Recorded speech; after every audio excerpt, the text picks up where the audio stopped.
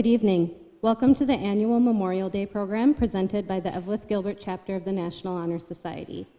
I would like to introduce our Mistress of Ceremony for tonight, Anna Heinonen. Anna is a high school senior and dedicated member of NHS. She is also a member of the Minnesota Army National Guard, who began her commitment last summer. Anna has put in many hours of planning to make this ceremony special, as it is the last one to be presented at Eveleth Gilbert High School. Please welcome to the stage Private First Class Anna Heinonen.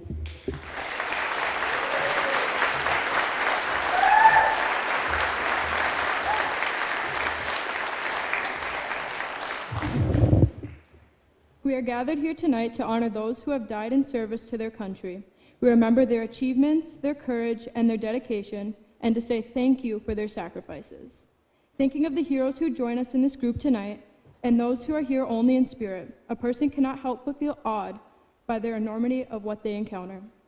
We stand in the midst of patriots and their families and friends, those who have nobly served. Millions of Americans have fought and died on battlefields here and abroad to defend our freedoms and way of life. Today, our troops continue to make the ultimate sacrifices, and even as we lose troops, more Americans step forward to say, "I am ready to serve."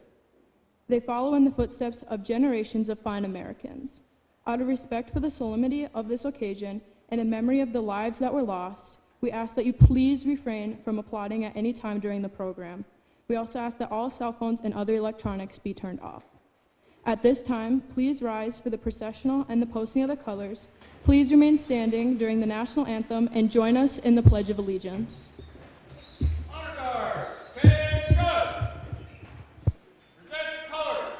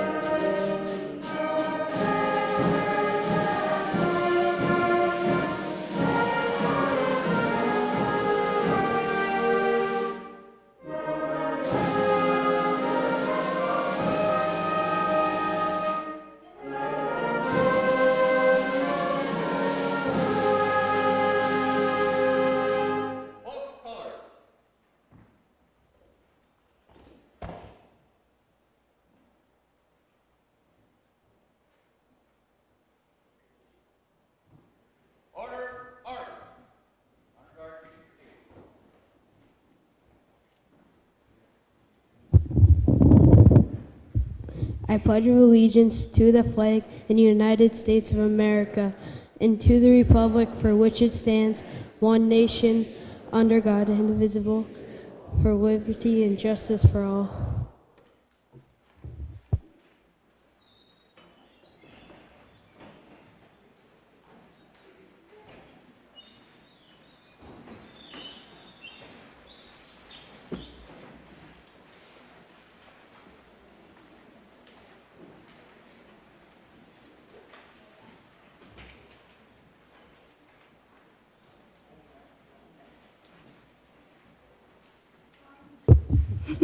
On behalf of the Eveleth Gilbert Senior High School National Honor Society, I would like to welcome you to this very special tribute for Memorial Day, a sacred day to all war veterans and their families.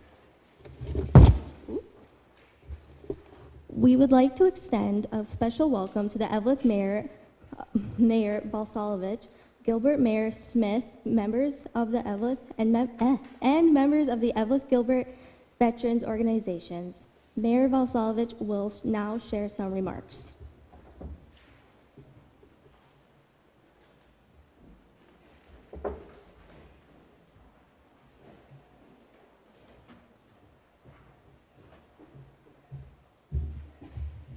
You know, this is such a sacred day, and it's a day we all grew up with.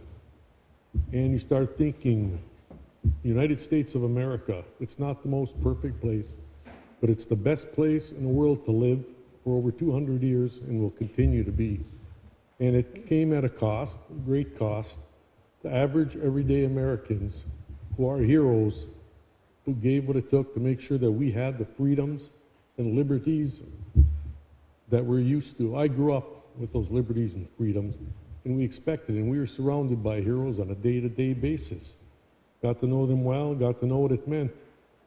And sometimes we forget the other heroes, the families and friends who were left behind when our heroes went to fight and didn't return to hold down the home front, and hopefully they would come back to resume their activities. And it's something you don't take lightly.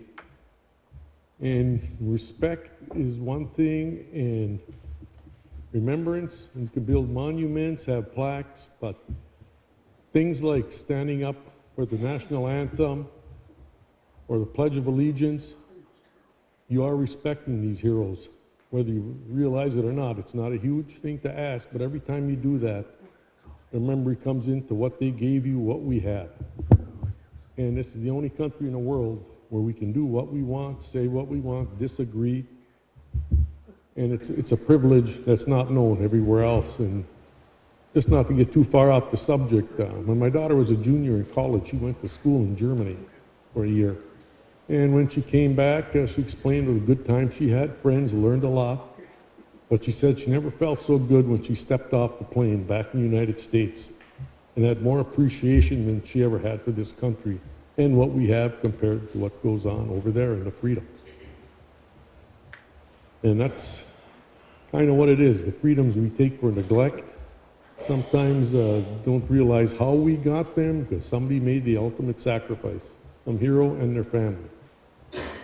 But on behalf of the city of Eveleth and myself, I just want to thank everyone and the families who served and all these heroes that got us to where we are today. Thank you.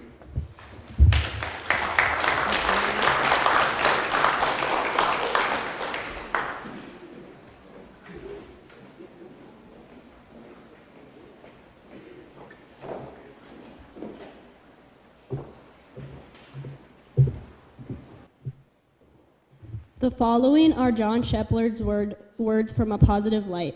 Memorial Day, perhaps more than any other holiday, was born of human necessity. Deep inside all of us lies a fundamental desire to make the sense of life and our place in it and the world. What we have been given and what we will do with it and what we will pass on to the next generation is all part of an unfolding history, a continuum that links one soul to another. In its early years, Memorial Day was known as Decoration Day, when graves were decorated with flowers and garlands. Although there are many stories of how Memorial Day actually began, it is thought that May 30th was chosen as the date. It was the anniversary of the discharge of the last Union volunteer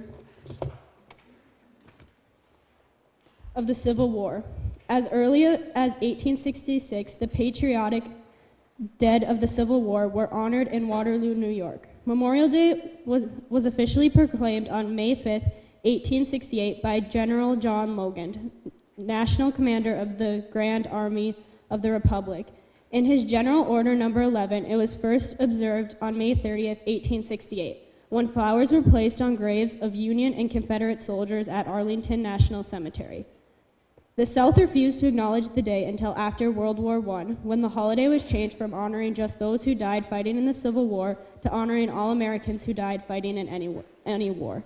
Memorial Day was observed on May 30th until 1968, when Congress moved the holiday to the last Monday in May. Next, we have a video message from two current members of Congress, Pete Stauber and Amy Klobuchar.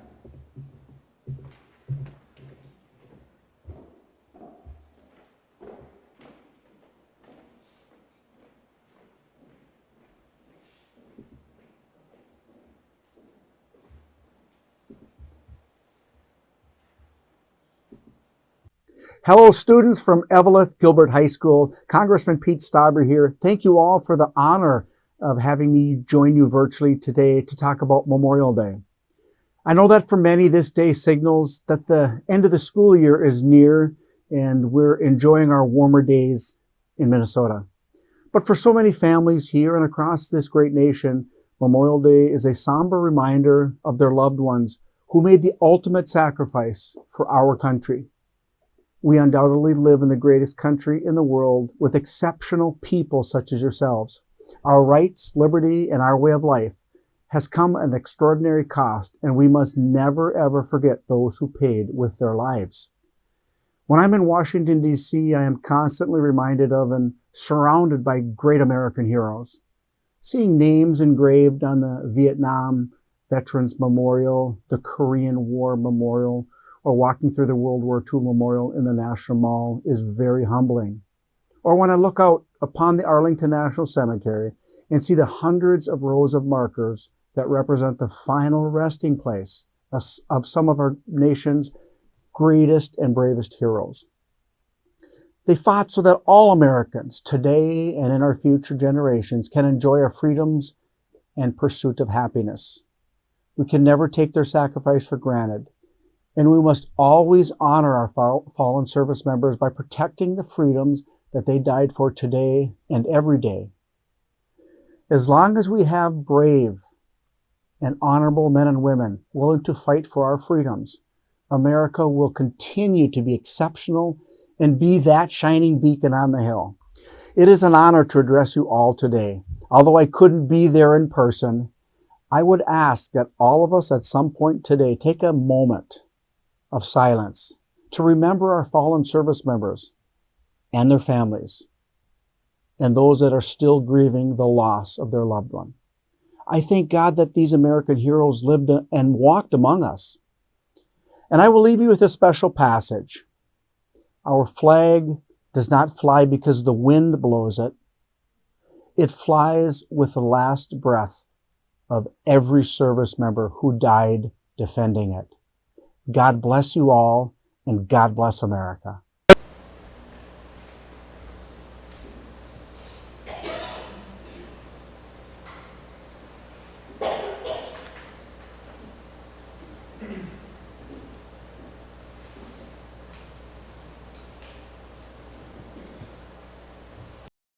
Hello to all the students, teachers, veterans, service members, and yes, military family members gathered this year for the Eveleth Gilbert High School Memorial Day Parade.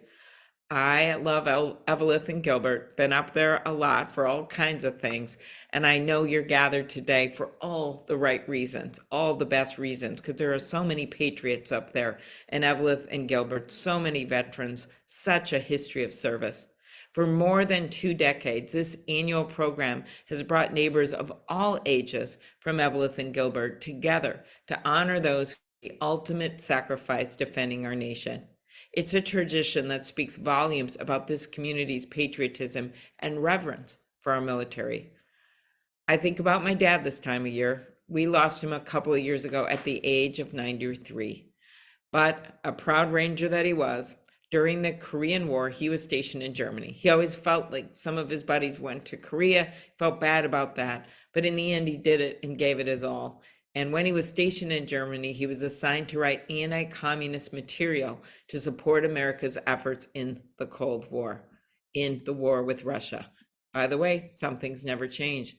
While he loved being a part of such an important endeavor, he was so proud of all those service members that he served with. He'd talk about them all the time.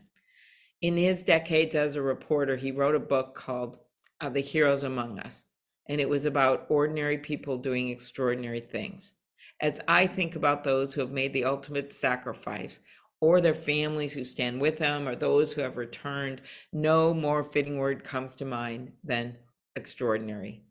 That's why each year we dedicate Memorial Day to remember those who have fallen, who showed courage and selflessness to protect the people of this country and the values of this country. To all our Minnesota service members, vets, and military families, thank you. You're part of a proud tradition of men and women in our state who've served with honor, bravery, and humility. We tell the world who we are as a country by how we honor our fallen heroes. In Minnesota, we have so many examples of neighbors lifting up the memories of those who made the ultimate sacrifice. In 2019, Sergeant Court Plattenberg, Chief Warrant Officer Charles Nord, and Chief Warrant Officer James Rogers Jr. of the Minnesota Army National Guard tragically lost their lives in a helicopter crash. Their Black Hawk went down in Kimball on the property of Larry and Helen Kribner, who without hesitation,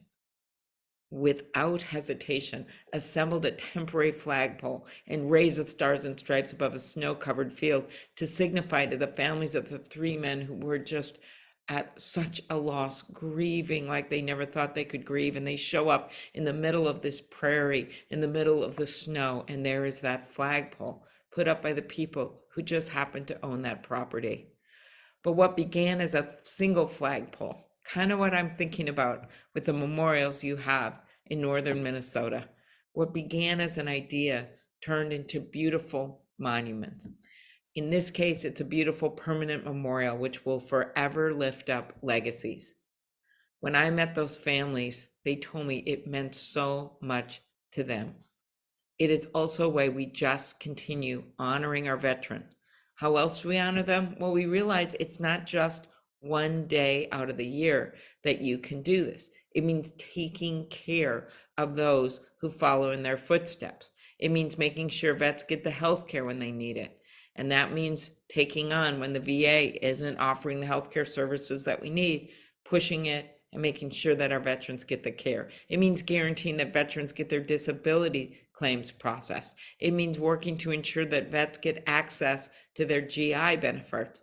That's why when Brian Mueller, when he lost his wife, Amy, who was stationed next to one of the most notorious burn pits in Iraq, she served several tours, and she then got pancreatic cancer at a really, really young age, in her early 30s, leaving 3 beautiful children behind. When he came to me and said something's wrong with their burn pits, we introduced one of the first bipartisan bills on burn pits, and then later, of course, grew to what it is today, the PACT Act.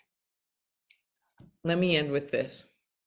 One of my good friends in the Senate, who I miss every day, was John McCain. As you all know, he served in the Vietnam War. He was in prison for over 5 years. He made the heroic decision to allow others to go before him when they were trying to release him early because his dad was famous and they saw it as a PR stunt against our country. He said no.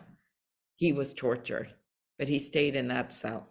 I got to go to Vietnam and stand with him in front of that cell, and I saw just how small it was. Well, as you all know, he got very serious brain tumor. And at the very end, my husband and I went to Sedona to see him and Cindy.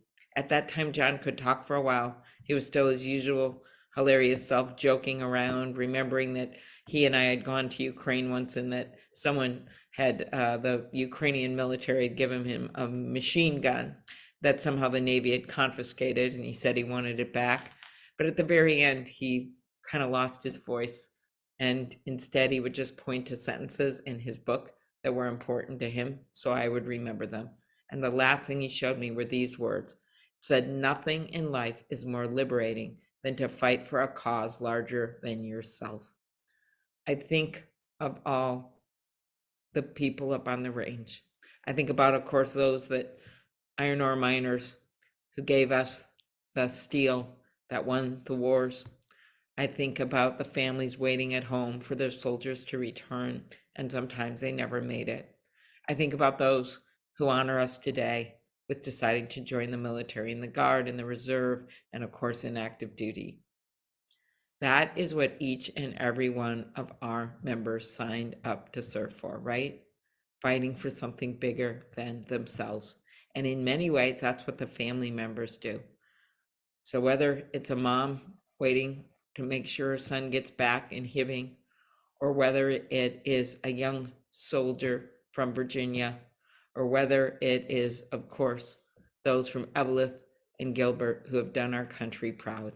Today we honor all of those whose spirit of duty never wavered, even during the most difficult times. Thank you, and thank you for honoring those we've lost today.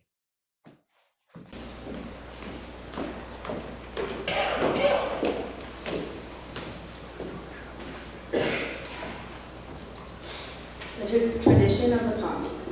Way back during the Napoleonic Wars, the poppy drew attention as a mysterious flower that bloomed over the graves of fallen soldiers. In the 20th century, the poppy was again noticed after soils in France became rich in lime from rubble during the First World War. The little red flowers flourished around the graves of the war dead as they had 100 years earlier. In 1915, Ontario native John became rich in lime from rubble during the First World War. The little red flowers flourished around the graves of the war dead as they had 100 years earlier. In 1915, Ontario native John McCrae, a doctor serving with the Canadian Forces Artillery, recorded this phenomenon of the red flowers in his famous home in Flanders Field. In 1915, inspired by this poem, Moina Michael replied with her own poem. We cherish too the poppy red that grows on fields where valor led. It seems to signal to the skies that blood of heroes never dies. She then conceived of an idea to wear red poppies on Memorial Day in honor of those who died serving the nation during war. She was the first to wear one and sold poppies to her friends and coworkers to raise money for the servicemen in need. That is how the poppy became to be the symbol of remembrance. We would like to thank the Eveleth and Gilbert Ladies Auxiliaries for providing us with poppies to share tonight. As they are distributed, Brennan Mewich will read McCrae's famous poem, In Flanders Field, that inspired Moina Michael to wear the poppy, followed by a choral performance.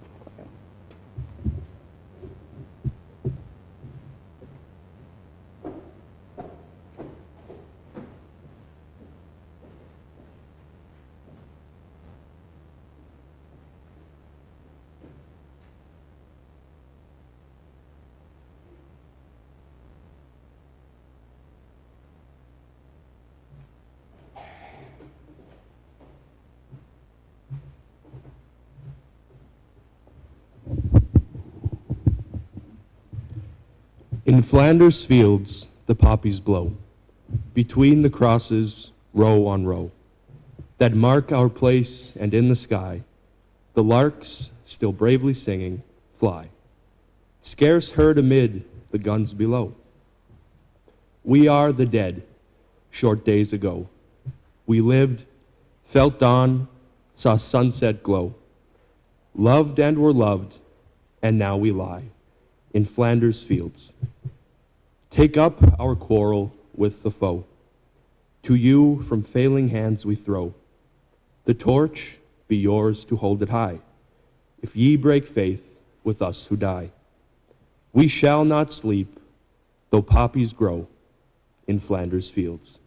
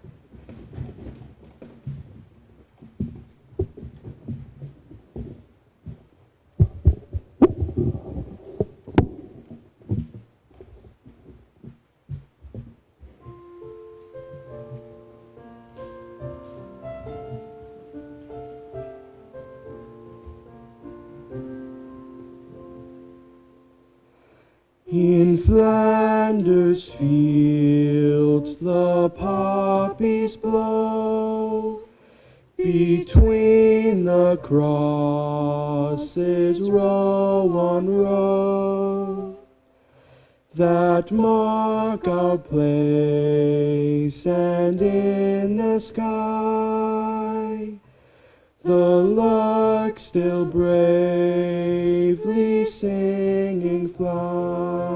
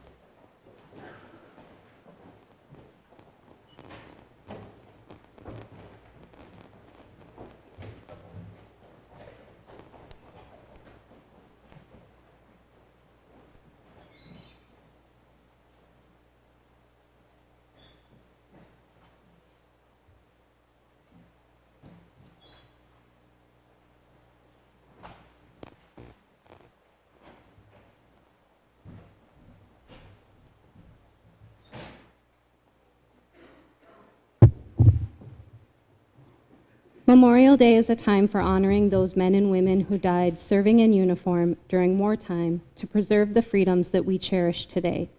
But it is also a time to remember the hundreds of individuals that have been listed as prisoners of war and those designated as missing in action. For their loved ones, there is no peace, no final resting place. You may have noticed the small table on the stage set in place of honor. It is set for one. The table is our way of recognizing those who are missing from our midst. They are unable to be here with us, and so we remember them also. The table set for one is small. It symbolizes the frailty of one prisoner against his oppressors. The tablecloth is white, symbolizing the purity of their intention to respond to their country's call to arms. The single rose displayed in a vase reminds us of the families and loved ones of our comrades in arms who keep the faith awaiting their return. The red ribbon tied so prominently on the vase is reminiscent of the red ribbons worn upon the lapel and breast of thousands who bear witness to their unyielding determination to demand a proper accounting for our missing. A slice of lemon is on the plate to remind us of their bitter fate. There is salt upon the plate, symbolic of the family tears as they wait. The glass is inverted. They cannot toast with us tonight. The table is empty, for they are not here, but we remember them.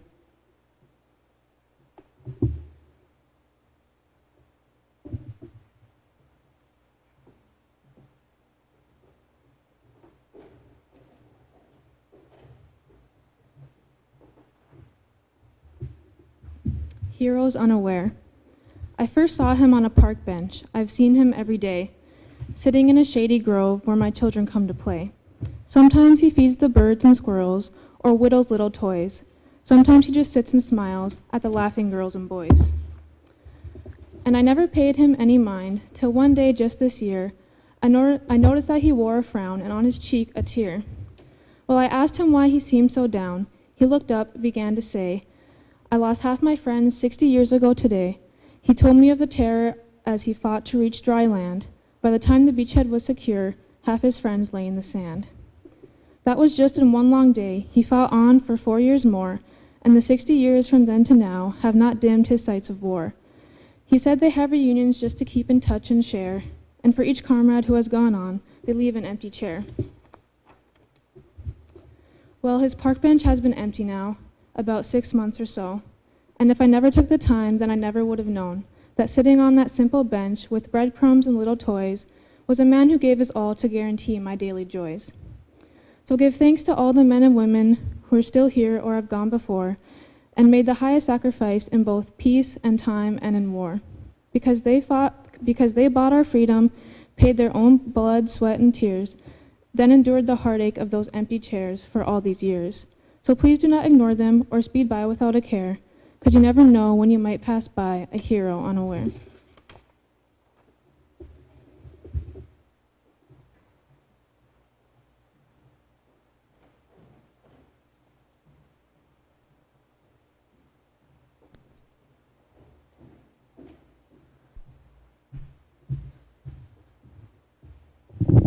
Sheena Stefanich and Hillary Nelson, graduates of EG and former NHS members, played the Star-Spangled Banner at the very first Memorial Day program held at Eveleth Gilbert High School in 2001. We have invited them back again tonight to play Ashokan Farewell.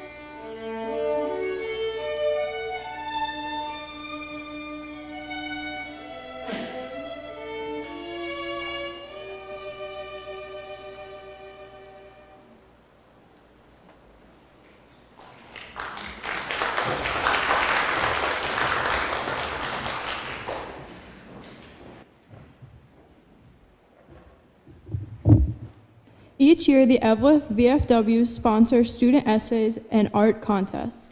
Kim Matson will explain the Voice of Democracy Scholarship contestant and introduce this year's winner.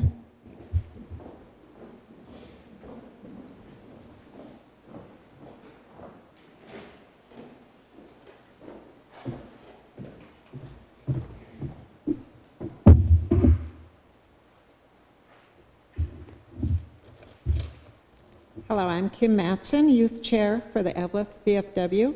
I'm thrilled to see so many of you here this evening to honor our veterans and support our students.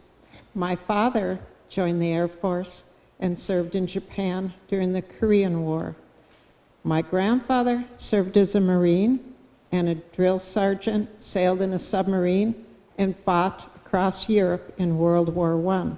I'd like to thank all the veterans for your service here tonight. Thank you.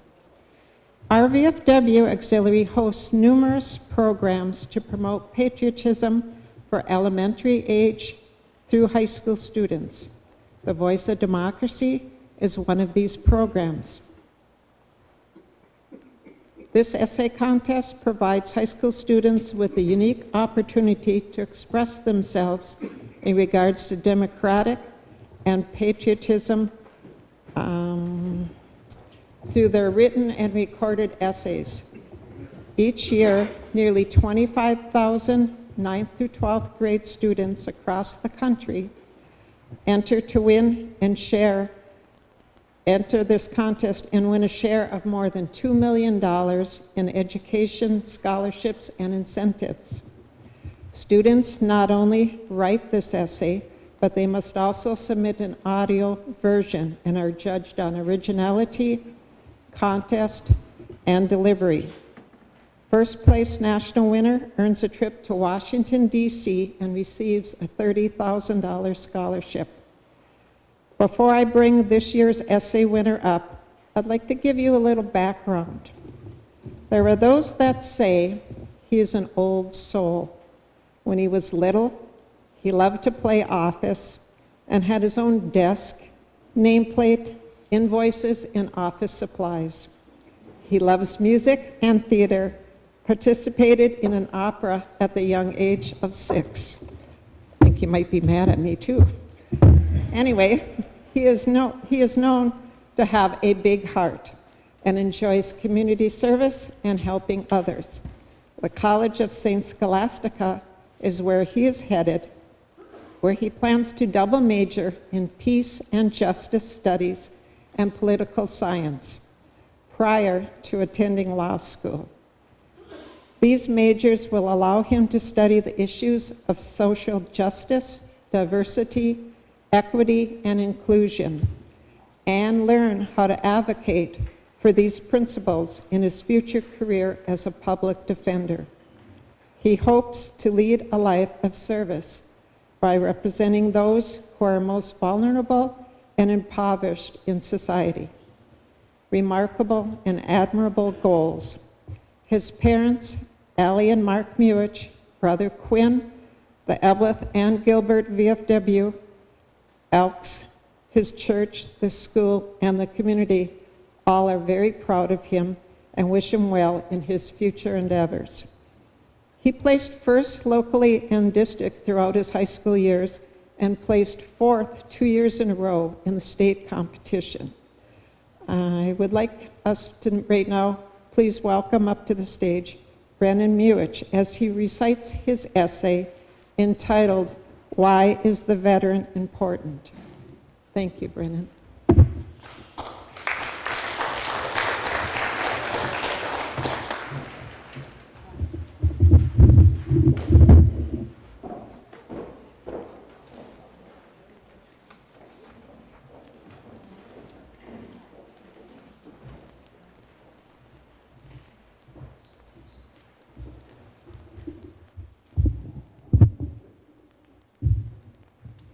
Our debt to the heroic men and valiant women in the service of our country can never be repaid. They have earned our undying gratitude. America will never forget their sacrifices. President Harry S. Truman delivered these moving words in an address to the armed forces that was broadcast on April 17, 1945. Many decades later, his words still ring true. Our nation's veterans deserve appreciation, recognition, and never-ending thanks for their service. Why is the veteran important? First, their service to America has protected these basic ideals on which our country was founded, ideals that all Americans, regardless of political affiliation, cherish: freedom, liberty, equality, justice, and opportunity. These principles are just as important today as they were at the time of the American Revolution. Besides protecting those founding ideals, the veteran has also protected us from those who would threaten our freedom, both at home and abroad. We should always appreciate what the veteran has done to protect our country and the citizens in all 50 states.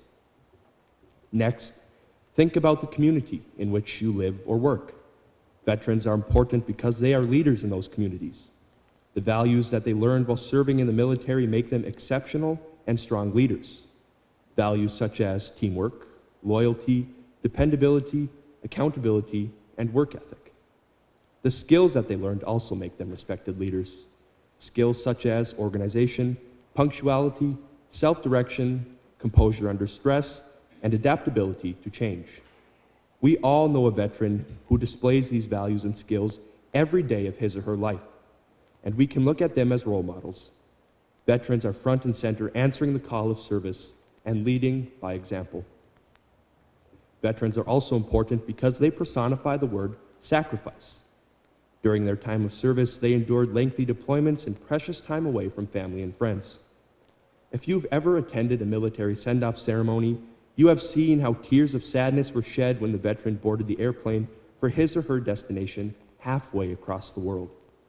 Family members hoped and prayed for the safe return of their loved one when the deployment ended.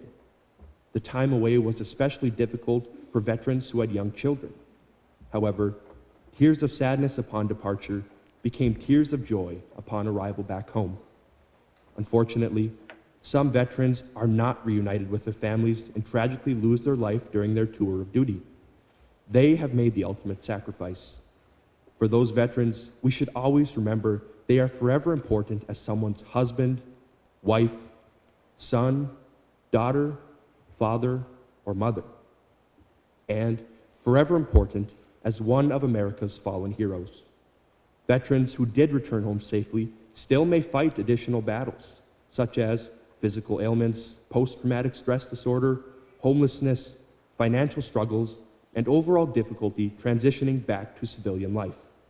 It is critical that our veterans receive continued support for their challenges and needs throughout their lives. They deserve no less. In conclusion, we owe a great debt of gratitude to the veteran and must recognize each and every day that the veteran is important. The veteran has answered the call of service, has become a respected community leader and role model, and has personified the word sacrifice. To all veterans everywhere in this great land, thank you for your service. We can't say those words enough.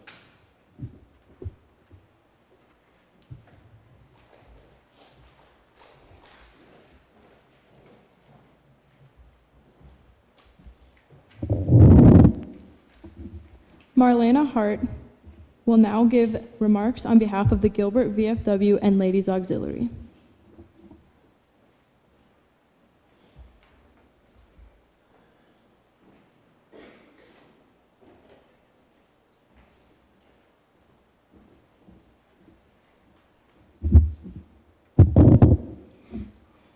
Good evening, National Honor Society members, veterans, and all assembled for this great memorial service.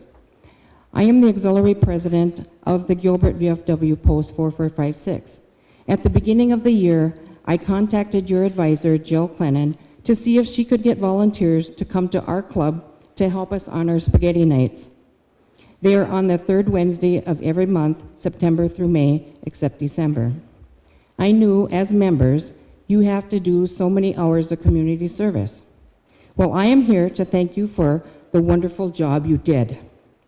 This was the first year that we went back to serving on regular plates, and your help gave us the push to get us back on track. Thank you. You guys were amazing and wonderful workers, and I think you even had a little fun.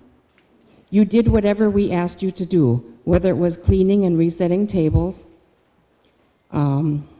bagging garlic bread, or doing salad cups.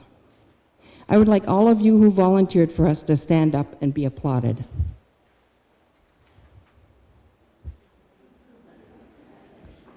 But there isn't a single one? Well, there you are. I'd like Jill to come up and accept this award as a thank you to all of you.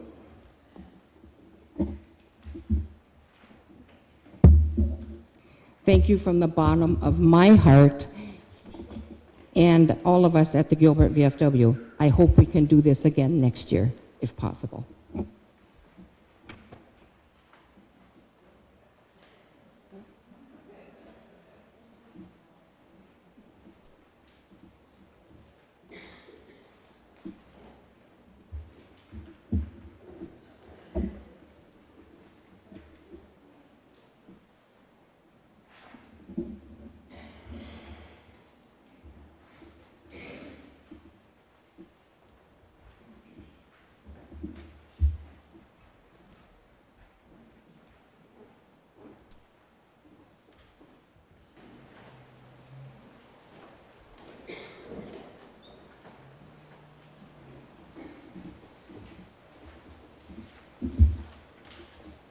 Meaning of Memorial Day. Sacrifice is meaningless without remembrance. America's collective consciousness demands that all citizens be aware of and recall special occasions, the death of their fellow countrymen during wartime. Far too often, the nation as a whole takes for granted the freedoms all Americans enjoy. These freedoms were paid for with the lives of others few of us actually knew. So that's why we remember all of them on one special day. By honoring the nation's war dead, we preserve their memory and thus their service and sacrifice for the United States of America. Our nation mourns the loss of all Americans who died defending their country throughout the world since 1775. Most Americans are familiar with the major wars, but few think of those killed in minor frays. No American death is too insignificant to remember, however, when that life was lost at the behest of society. These men and women who have remained mostly anonymous except to the families who loved them. They came from all walks of life and all regions of the country, but they had one thing in common, the love and loyalty they felt for their country. They were relatives, friends, and neighbors, melded together to perform a service for an entire society. They were the nation's defenders.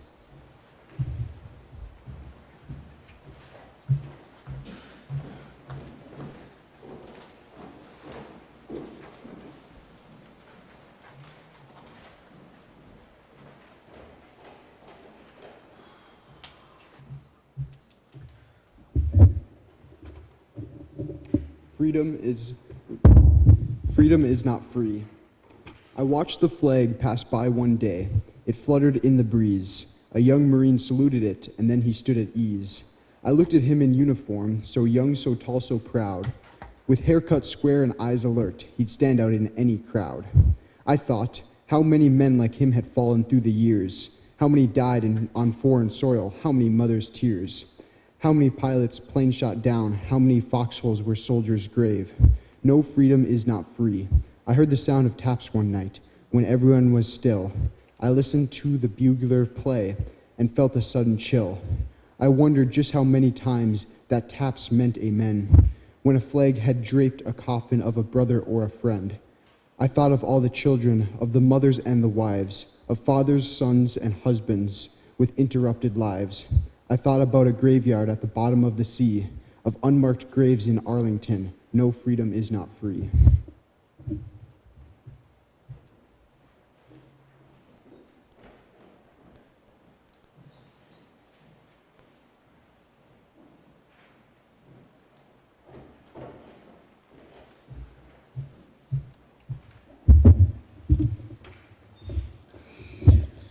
Yes, the people of the United States of America are free, but freedom takes sacrifice. And it is the men and women of the armed forces who make that sacrifice for all of us. Many of them have paid with their lives in places like Valley Forge, the Alamo, and Vietnam. Many of these people who devote their time often go unnoticed. Before the band tribute to the four branches of the military, let us also recognize those of you here tonight who are members or have been members of the other military units and protective services. Would members of the National Guard please stand? Members of the law enforcement and anyone else who guards our safety, please stand. Firefighters, paramedics, first responders, and emergency medical technicians, please stand. To honor those who served or are currently serving in America's armed forces, we ask that you please stand when your song is played during the Armed Forces Salute. We also invite military family members to stand with you.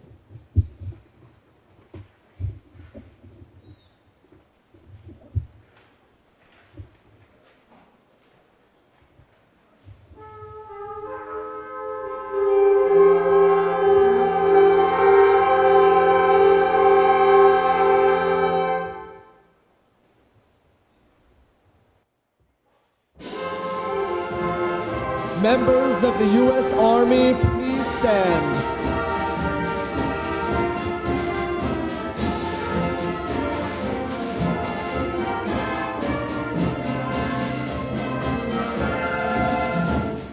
Members of the U.S. Air Force, please stand.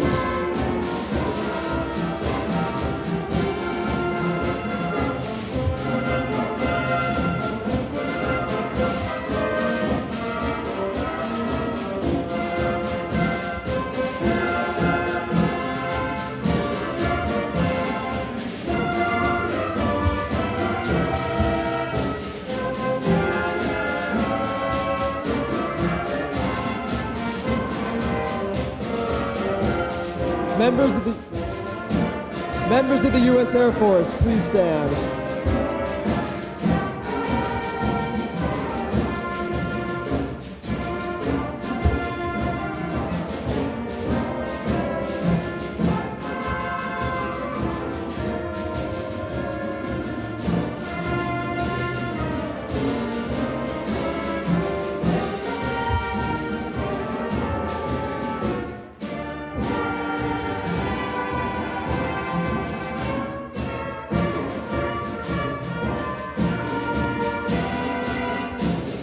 U.S. Navy members, please stand.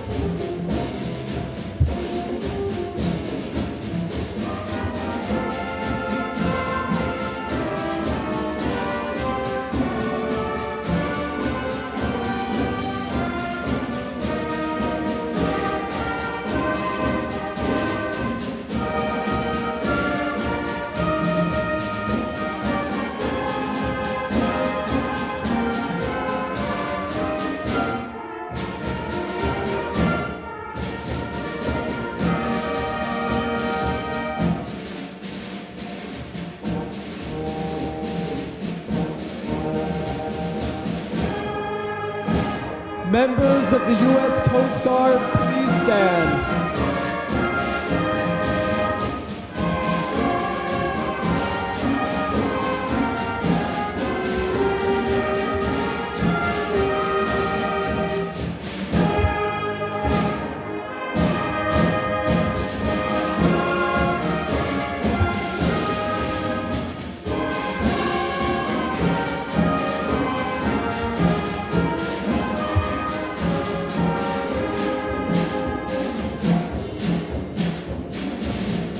U.S. Marine Corps members, please stand.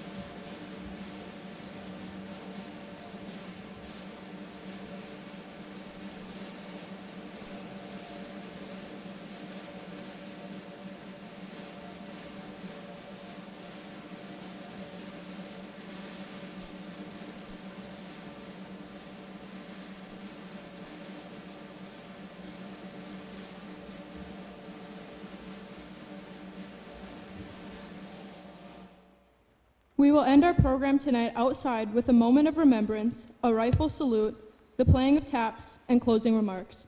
Please follow the honor guard out as they leave the auditorium.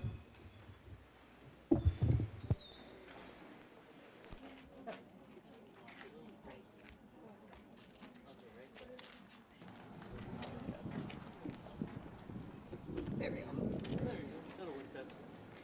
On May 3rd, 2000, the Office of the Press Secretary for President William J. Clinton announced the White House program for a national moment of remembrance, asking that on each Memorial Day at 3:00 p.m. local time that all Americans observe a moment of silence. In anticipation of Memorial Day on Monday, let us now honor our war heroes by bowing our heads and observing this tradition of respect.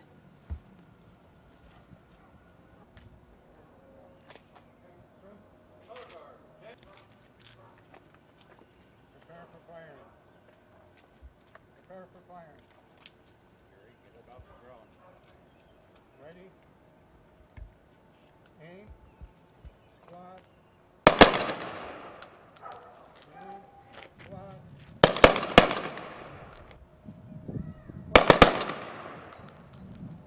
Order arms.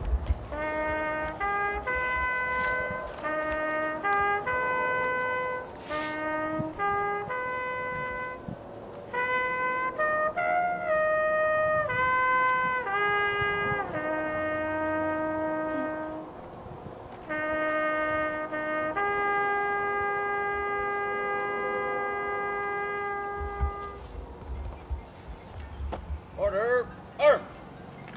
Dismiss.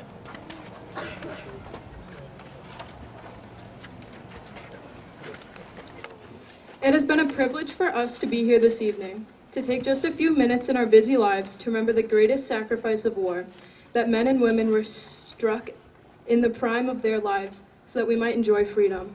Now it is for us to prove that we are worthy of their sacrifice. We have a duty, and that duty is to remind those who do not remember. It was MacArthur who said, "Old soldiers never die, but it is for us to ensure that they do not simply fade away." On behalf of the National Honor Society, I want to thank you for being here. The retiring of the colors and the recessional will be the final parts of our program tonight.